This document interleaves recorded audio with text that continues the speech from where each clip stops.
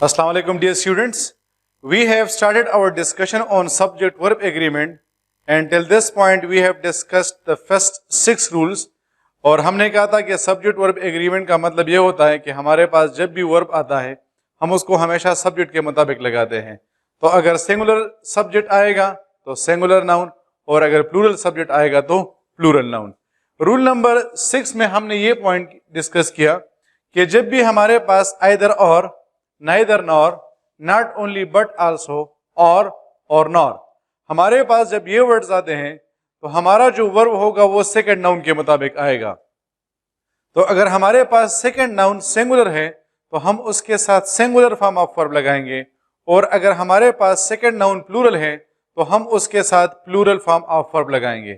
لیکن یہ جو لسٹ میں نے لکھا ہے نمبر 7 میں, as well as, together with, along with, in accordance with, besides, after, like, unlike, rather than, no less than, then your verb agrees with the first noun.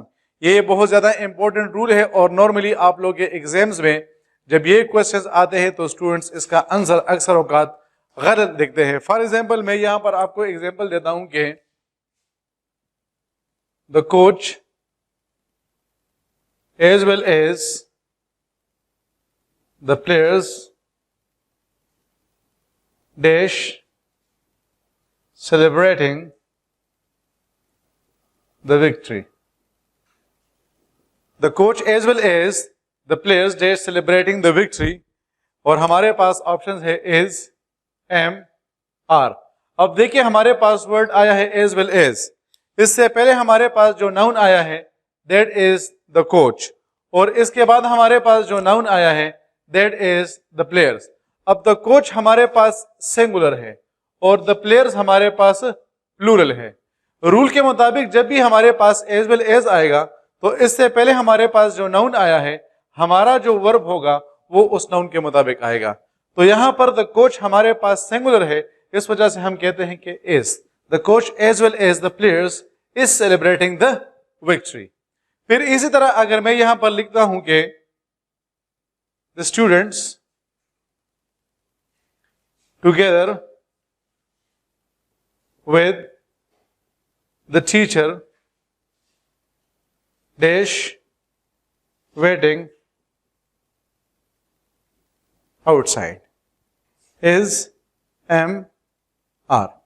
اب ہمارے پاس یہاں پر آیا ہے together with.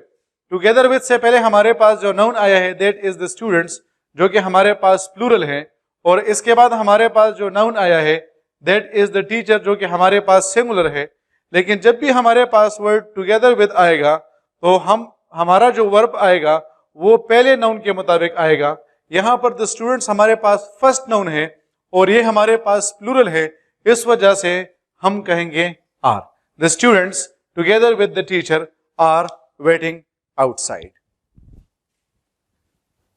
پھر نیکسٹ اگر ہم next word کو ہم دیکھتے ہیں that is along with.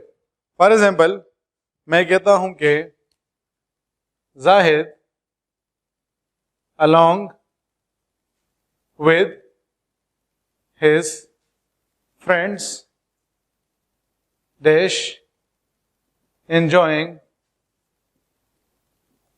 the party. اور ہمارے پاس یہاں پر آپشنز میں آ جائے was اور دوسرا ہمارے پاس آ جائے were. تو یہاں پر ہمارے پاس آیا ہے along with.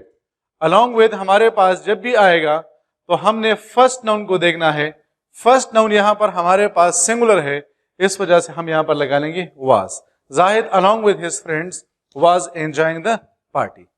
پھر اگر ہم فار ایگزامپل میں کہتا ہوں کہ the subjects besides the topics dash interesting.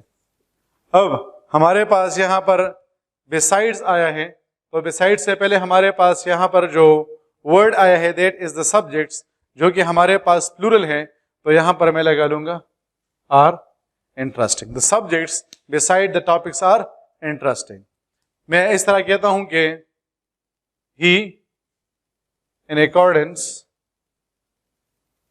with the rules dash working hard. اب ہمارے پاس in accordance with آیا ہے, اس سے پہلے ہمارے پاس ہی آیا ہے, ہی ہمارے پاس سنگولر ہے, اس وجہ سے ہم یہاں پر لگا لیں گے is working hard. He in accordance with the rules is working hard. Similarly اگر میں کہتا ہوں کہ the ministers like the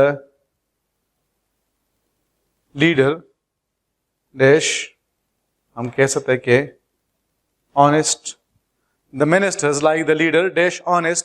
یہاں پر ہمارے پاس ورڈ like آیا ہے, like سے پہلے ہمارے پاس ministers آیا ہے, ministers ہمارے پاس plural ہے, تو یہاں پر ہم لگا لیں گے اور honest. اسی طرح اگر میں یہاں پر ایک اور ایگزامپل, لاسٹ ایگزامپل اسی رول کے مطابق آپ کو دوں تو ہمارے پاس آ جائے گا کہ the children unlike their parents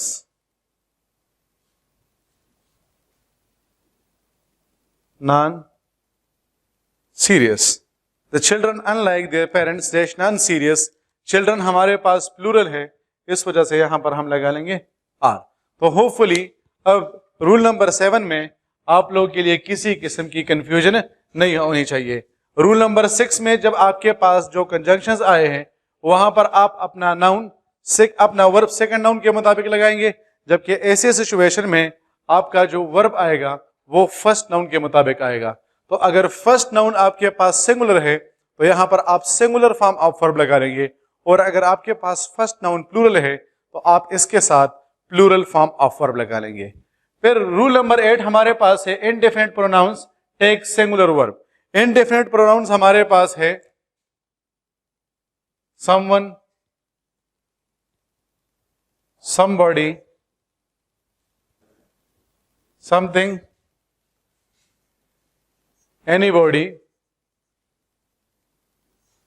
sorry یہاں پر لکھتے ہیں anyone, anybody,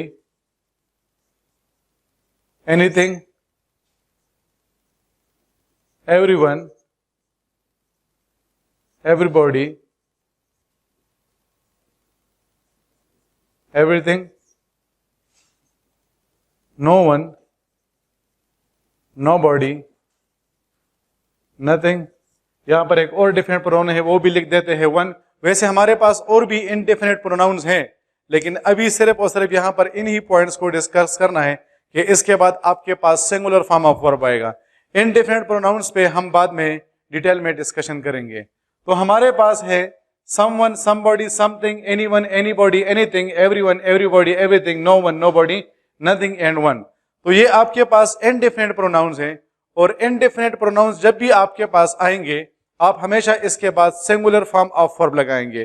فار ایگزامپل میں یہاں پر اگر لکھوں someone dash coming اور ہمارے پاس آپشنز آ جائے is, am, are, تو اب ہمارے پاس someone کیا ہے, یہ ہمارے پاس انڈیفینٹ پروناؤن ہے, اس وجہ سے اس کے بعد آئے گا someone is coming. اسی طرح اگر میں کہوں کہ no one dash creating disturbance اور یہاں پر میں لکھوں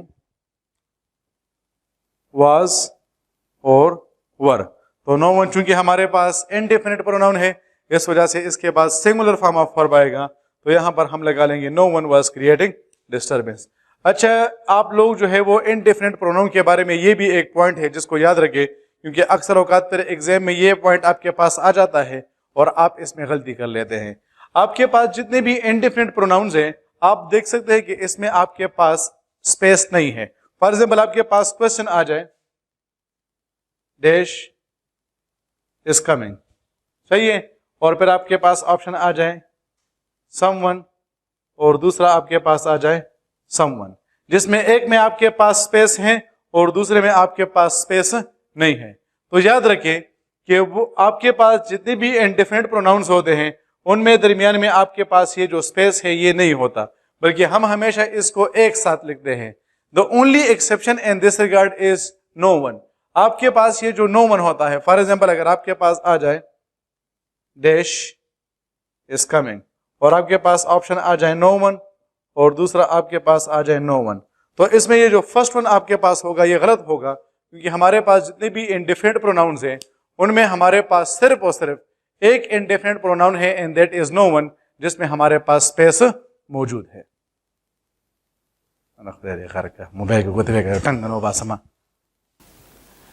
سبجیکٹ ورب ایگریمنٹ میں نیکسٹ ہمارے پاس جو رول آتا ہے that is paired nouns take plural ورب.